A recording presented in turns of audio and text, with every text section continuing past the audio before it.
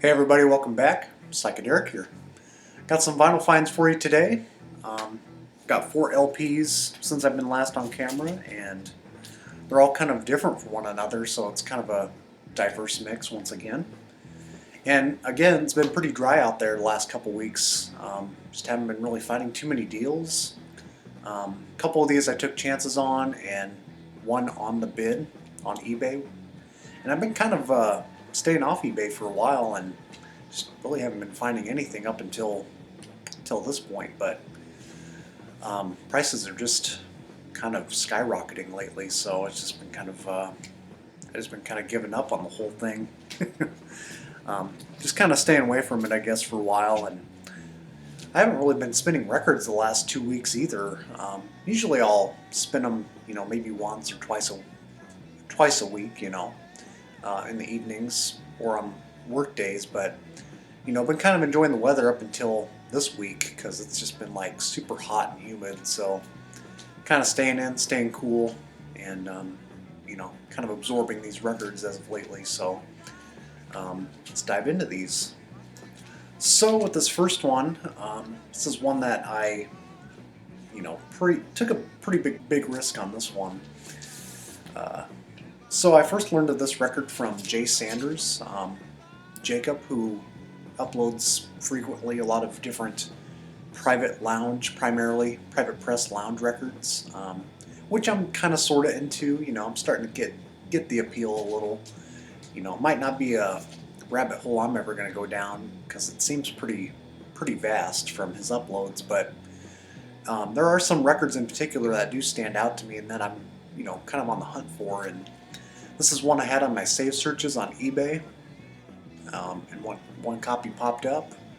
Took a chance on it, and luckily had a lot of funds in my PayPal, to kind of just experiment and see what it was like, and turned out to be a pretty good deal. So this is System, self-titled. This came out in 1978. I've only found one source that claims that they're from Ohio. Cannot find a single thing about this band online. Do seem pretty obscure. It's got a couple signatures on here. Very thin sleeve as well. Total private press. I'll show the label here.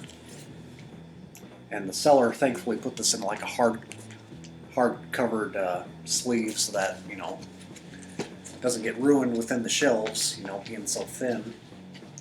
But yeah, System. So I would say it's kind of lounge flavored, pop rock, but it's got a lot of different styles going for it.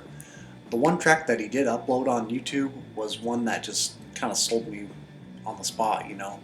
Probably is one of the standout tracks, and that track is on side 2. Looking at the Mirror. It's kind of more of a hard rock, sort of slightly psychedelic track. Mighty Rough Road's another upload. I'll probably upload maybe the track I'll Say Goodbye on my Cosmic Minds channel down the road.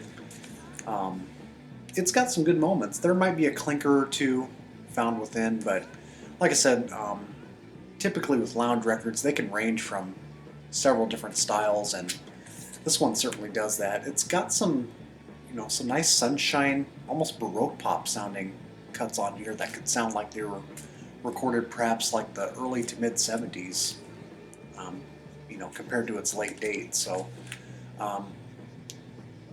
probably not worth the money I spent on this, but we'll just see how long this one lasts. I do like it. It's just one of those cases where, I probably don't like it enough where I'm going to spin this maybe monthly or even 3 months. It's kind of one of those deals. It's got some good moments on it, but not like the Holy Grail or anything. So still glad I checked it out because that track alone intrigued me. This is one I think this is the one I won on the bid. Yeah, one of the two recently, and this is one album that I was vaguely familiar with, and then I figured I just might as well fully absorb all the sounds once I acquire it. And this finally came in the mail last week, and how do you pronounce this? It's in French. Dionysos. I got in trouble speaking French on one of my other videos, and someone commented and pointed that out. So, you know, got to be careful and don't want to offend anybody. Kind of a wicked gatefold there. This is primarily, so this is a French-Canadian group. I forget what city they're from, but I think it's their one and only album, I believe. It came out in 1970. Primarily, this is like progressive hard rock with, you know, a couple psychedelic tinges to it, you know, coming out of the late 60s. Pretty Deep Purple inspired, I would say. You know, sort of the in rock era. There is one really weak cut on here, Susie. It's like a 6-minute slow blues track, which like completely ruins the consistent flow it was having.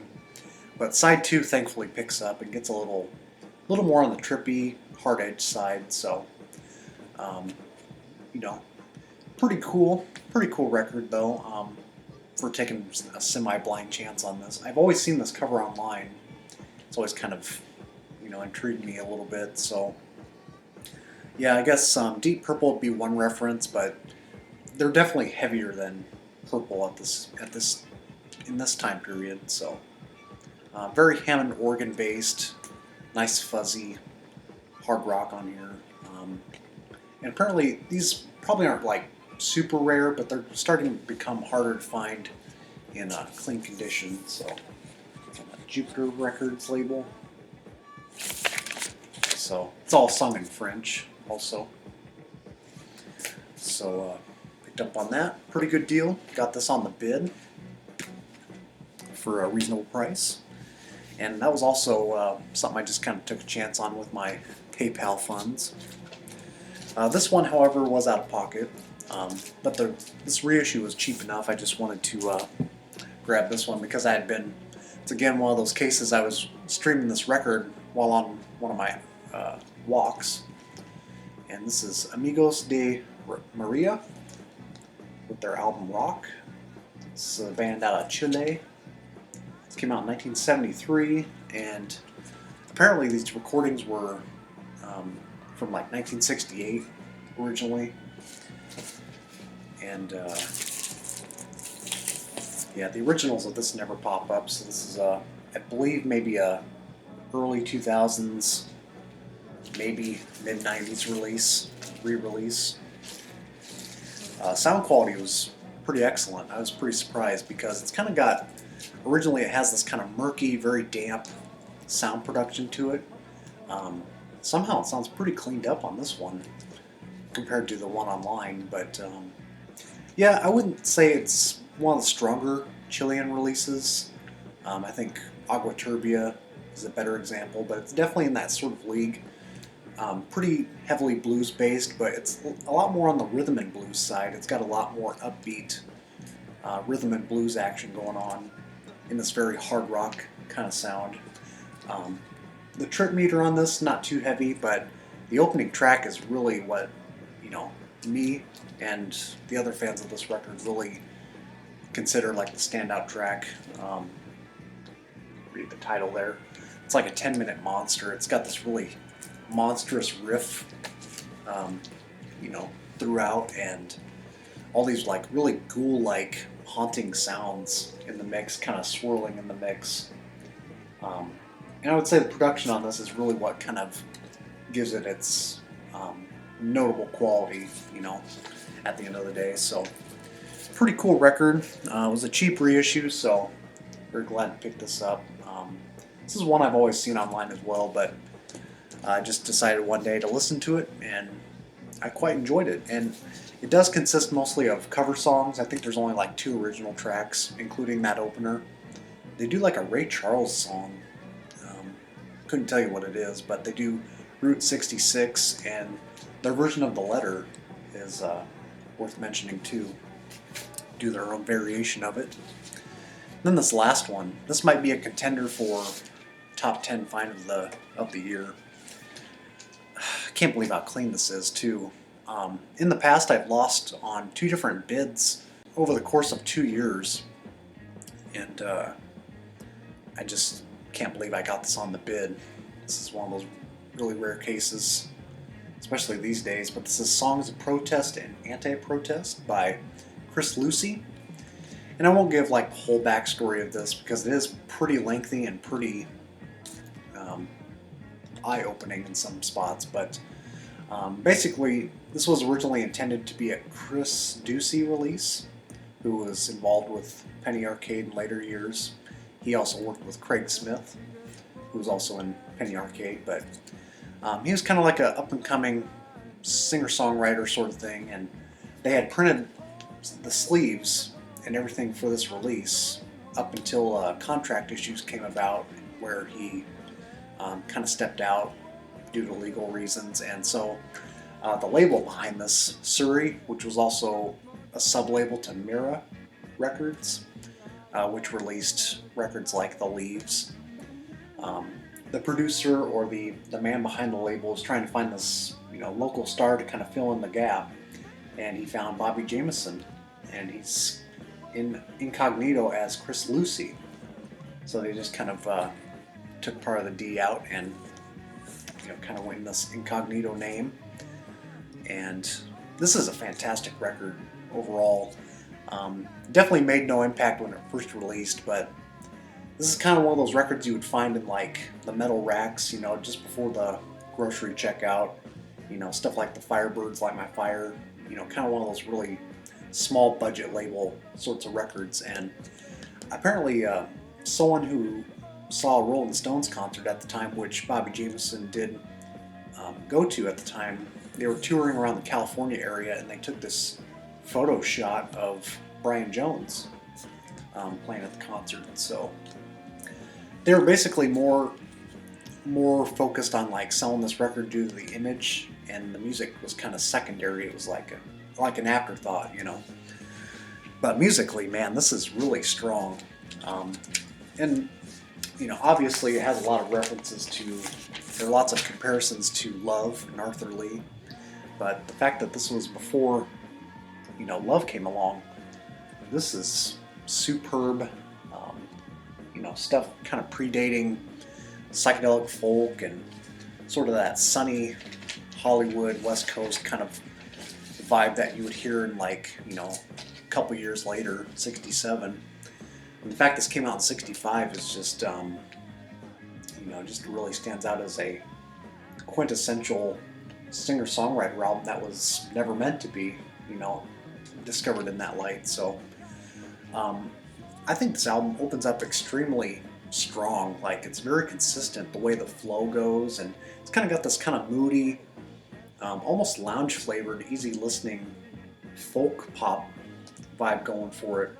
But my favorite track on here has to be Girl from Vernon Mountain. It's a very psychedelic folk based, kind of very dreamy, yet somewhat beautifully haunting vibe with the whole track. And it's got these vibraphones kind of shimmering in the whole mix. And this is a mono mix, by the way. It was also released in stereo. So this is definitely a highlight of the year for sure.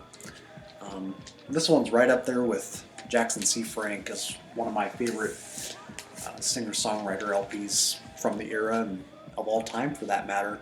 I'm not like too much of a singer-songwriter guy, I can't really get into stuff like Townes Van Zandt, and, not just country, not just country slanted singer-songwriter, but just in general, I just, it's kind of more of like focused on the lyrics rather than the songs, in my opinion, or like the way the songs sound. I think a lot of people just focus more on the words, and I'm not so much of a word person, but I do get the appeal that people get out of it. So that about wraps it up, guys. So just got 4 LPs, and then I think I got 2 more coming in the mail. Another Krautrock Rail, which for some reason I've really slept on, and I'm kind of ashamed about it. And then another record on Capitol Records. So that about does it, and hope you guys are doing well. Probably have another psychedelic video mix coming in the future.